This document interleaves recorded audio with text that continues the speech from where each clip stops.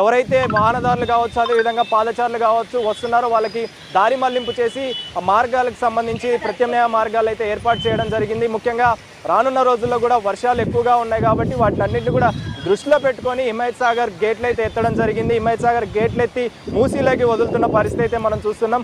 అయితే ఈ మూసీలోకి వదులుతున్న క్రమంలోనే మూసీ పరివాహక ప్రాంతాలన్నింటినీ కూడా ఇప్పటికే అధికారులు అప్రమత్తం చేశారు. ఎప్పుడైతే ఈ వాటర్ ఫ్లో అనేది ఎక్కువగా పెరుగుతుందో వాటర్ ఫ్లో పెరిగే కొద్దీ మూసీ పరివాహక ప్రాంతాలు ఇబ్బంది పడే అవకాశం ఉంటుంది కాబట్టి దానికి సంబంధించి అధికారులు దృష్టి సారించారు. ముఖ్యంగా హైడ్రా కావచ్చు, జిహెచ్ఎంసీ అధికారులు కావచ్చు, ఇటు ట్రాఫిక్ సిబ్బంది కావచ్చు, వీళ్ళంతా కూడా అప్రమత్తమై ప్రజెంట్ అయితే చర్యలు చేపడుతున్న సిచ్యువేషన్ అయితే మనం చూడొచ్చు. ముఖ్యంగా ఇటు హిమాయత్ సాగర్ 6 గేట్ల మేర ఎత్తడం జరిగింది. అదేవిధంగా 3 ఫీట్ల వరకు కూడా ఎత్తారు కాబట్టి రానున్న రోజుల్లో భారీ వర్షాలని దృష్టిలో పెట్టుకొని వరద ప్రవాహాన్ని దృష్టిలో పెట్టుకొని అధికారులు అయితే చర్యలు చేపట్టారని చెప్పాలి. ఎవరైతే నార్సింగ్ రూట్లో వెళ్ళాలి